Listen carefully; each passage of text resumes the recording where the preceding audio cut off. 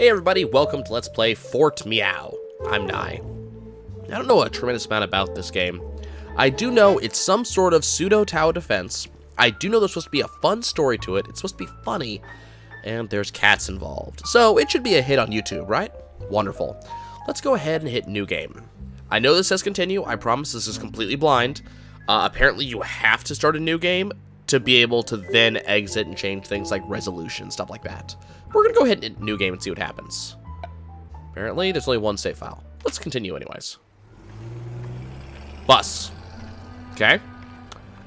Dropped off in haste by her mother, Nia That looks like a bus. stared up at the gigantic house looming in front of her. That is a really large house. She usually spent her vacations here with her grandparents. It's really large and spooky house. Okay. She Hey, look, is Harry Potter in into there? the darkness. It was kind of strange that the front door was already open. And that there's no lights There anywhere. didn't seem to be anyone home. Hey, look, cats. Her mother had told her not to expect Grandad to be around. He was due to go into hospital for surgery the day before she arrived. He's probably dead, you know? Perhaps that was why no one was around. That... Two Norm... flights of stairs later, Nia had arrived at the final steps up to the attic. There's a very, like, During her holidays, regular she liked staircase. to spend most of her time exploring here. She found some Spooky. solitude in the attic and enjoyed spending her time rummaging around Book. in the mountains Bible, really. of family relics. It makes you fly. She found something new Ping pong paddle? on every visit. This time, however, something caught her eye almost immediately. Which is? It had her grandfather's name scribbled on the front cover. Neat. If The there book. ever was a contest for finding the most interesting item in the attic, she'd just won. Hooray And so for her. She sat down and began to read. Hey, we actually have subtitles now. Cool. Okay. And we get some swing music. Awesome. Cat. Alrighty. So it seems like the cat came out of nowhere, and there's tons of them. This is going badly. Kick-ass music, though. The game is teaching us how to play. Use a chair to defend yourself against cats. Good. Okay, so now we get more descriptions.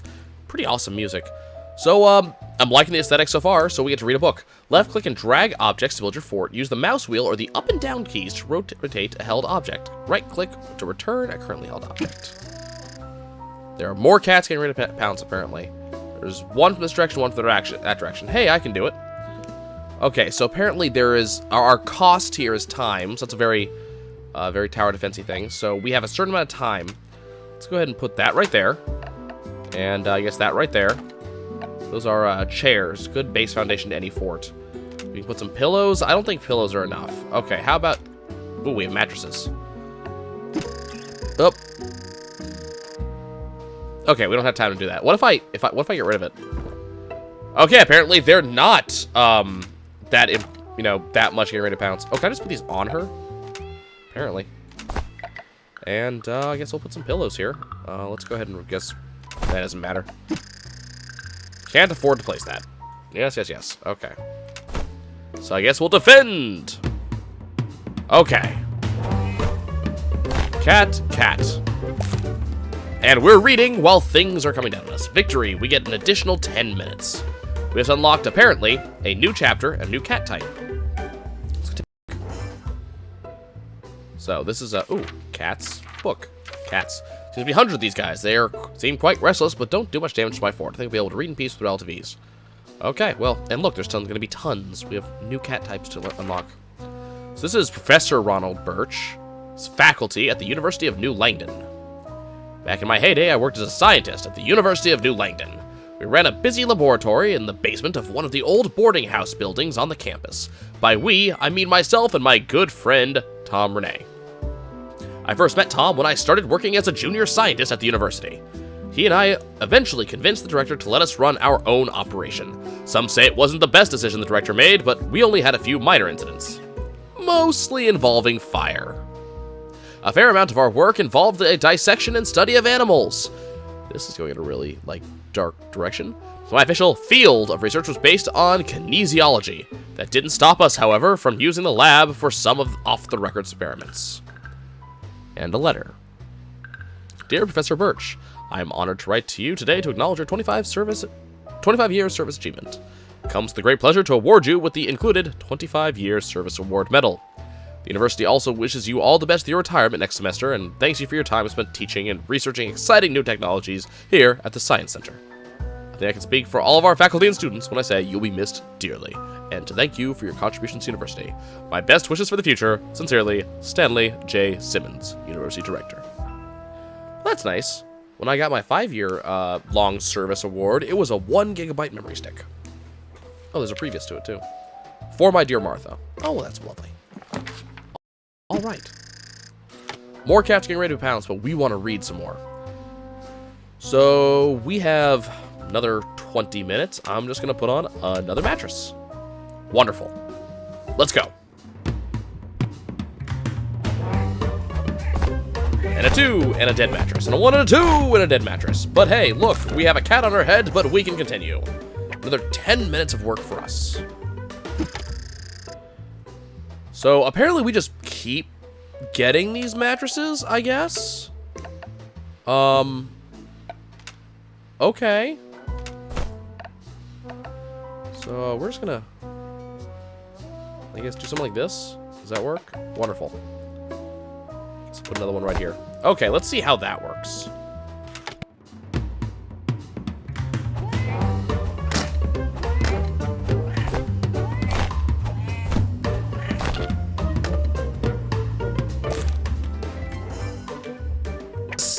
It sat on my head, and that's all that happened.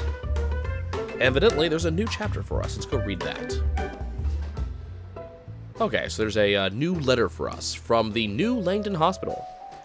Dear Mr. Birch, as per your visit yesterday, I have contacted a specialist to further look into the symptoms observed by myself and Dr. Bastel upon our initial examination. As per your reported family history, we need to take episodes like this with extreme caution. Things can go from bad to worse in a short amount of time. I have made an appointment for you with my close friend, Dr. Brett Lipson, over at the New Langland University Science Department. You may know him because I know you worked there once upon a time. He is the very best in his field and has treated patients with similar symptoms as yourself. If you have any further questions or want to raise anything else concerning your health, please feel free to contact myself or Dr. Bestel via the extension 442. Best wishes, sincerely, Dr. Elise Pettermole, Radiology Department. Oh dear. I've always hated visiting doctors. I know they're there to help, but I always feel like I can diagnose my own symptoms and treat accordingly. Today was different. I have no idea what hit me or when. There was just a weird tingling sensation, and then I blacked out. All I can remember is waking up in a hospital bed with Martha sitting at the chair next to me, looking very worried. The following few days were pretty terrible. I think I managed to squeeze in more doctor's appointments than I've had in the past 20 years into a single week. Something tells me if he had had more doctor's appointments, he may have noticed this stuff ahead of time. I'm all booked to see a specialist to see if they can figure out what's wrong with me. I figure it's just going to be the same as my dad. It runs in our family. What is it? I should be worrying about my health, but all I can think about is what would happen if I was to leave Martha suddenly without getting to say goodbye. It pains me to say this, but she just wouldn't cope by herself. Unfortunately, her age has caught up with her, and she needs a lot of help doing even simple tasks around the house. On the day I came home from the hospital, I found this flower on my pillow. It's the same type of flower that we had at our wedding. It really struck home just how much she cares. Personally, I assume that your wife cares about you at least a little. We're gonna need more stuff. But we can't lift things up these stairs. Idea. We've got a Move It bot. It requires battery charges, and there's a load limit, which is apparently divided by infinite. But hey, look, we have one. The Explore plan. Click on doors to move to different rooms. Hold left mouse to pan up or down, or move the cursor to the edge of the screen. Click objects to inspect them. Okay. So apparently we're allowed to go here. Time to move some things from my fort. Maybe one of the rooms below will have something I can use. Okay, we'll go here. We'll go here.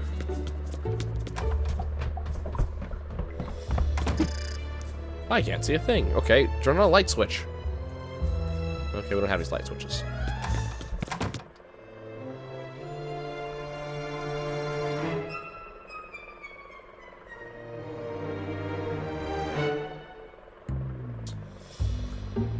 Okay, what do we have as an option here? We have a TV, a lamp, a big thing, like chest of drawers, and a beanbag chair, which seems kind of out of place. Let's take the TV. So it costs 25 time, but we gain 5% battery charge when the TV is destroyed. It's got 2 hit points. You could take the lamp, so 30 time cost, more time cost than the TV. Only got 1 hit point, but any cat within the lamplight has their damage reduced by 0.5. That sounds really good. We could take the coffee table, which is 35 time cost. But it's tough to destroy and yet good at holding drinks. Got 4 hit points. Or we can take the beanbag. Protects against fatter cats. I like the idea of the lamp. Let's take the lamp. Okay, so we get to pick 1 item. Alrighty, we can see more cats getting ready to pounce, and so we defend again. But that's going to happen next time. Thanks for joining me, guys. I'll see you later.